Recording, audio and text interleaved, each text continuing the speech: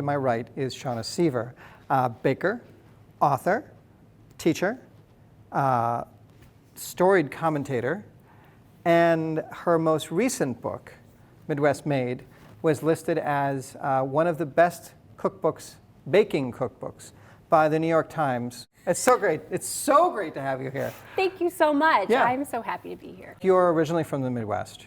Yes, Okay. from outside Chicago. From outside Chicago. I mean, I think I sort of had it in the back of my brain that you'd moved back from California to Chicago. Yeah. And that was really, if I'm getting this right, that was really the impetus for the Midwest Made cookbook. Oh, absolutely. Yeah, so tell me a little bit about that path and that you so invested, and this is one of the reasons that I wanted you here. It was a selfish one, is that you're a food history geek and I'm a food history geek. Yes, and there aren't that many of us. Do you know where the Rice Krispie treat was invented? Exactly. Let me tell you a story. Yeah. No, I'm very much that way. I love those sort of tidbits that you can sort of throw out at a party, and a lot of them ended up in this book, and I think that that's been something that's been a response from people. It's been really great, especially people from the Midwest that have said, I've had this thing so many times and I had no idea it came from here or whatever it is. And I think that's a common thread that I found through a lot of the traditional Midwest recipes that are in the book. So let's talk about that. What is it like to put together a cookbook?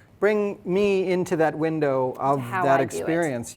Mine starts with legal pads. I buy the big pack of legal pads. Yeah. And when I think I have an idea, it starts with the recipes. So for Midwest Made, when my grandmother passed, I acquired her recipe folder.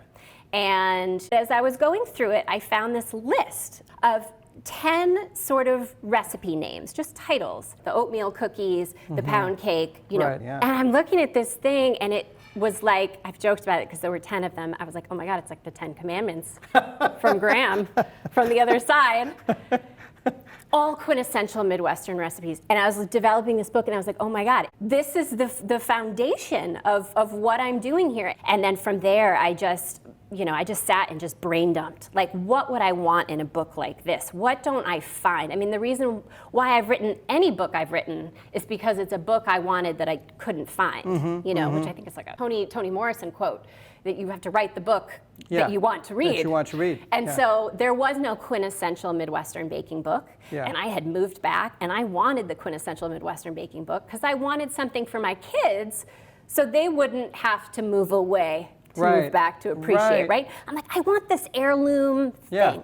And so then started writing the list and, a few hundred recipes. And then, from there, the rest of the book proposal can take shape because I start thinking about what's the connection between all these things. And then you weave in your own personal story and, how you're going to market the book. And then once you get the deal, what's it like to pull that monster together in between the pages? I mean, some of these books, like the smaller ones, maybe I had 6 months to write them, which is not a long time, but they're smaller books. Real Sweet, I think I had a 9-month because we wanted it to be a spring book. So that's what you're up against, is the publisher saying, can you get it to us by this date? So, because we want this to be a fall book or a spring book or the 2 seasons. And then Midwest Made, I knew I wanted at least a year to write it, but then because we wanted it to be a fall book, I got 1.5 years to write it because of the time that we sold it. And that was obviously the longest I've ever had it, but I did a lot of travel for the book too, and I just didn't want to half-ass it. I'm the writer, I'm the developer, I'm the editor of my own material. I do my own food styling. I did most of the prop styling as well because all the props were pulled from thrifting trips I took across the Midwest.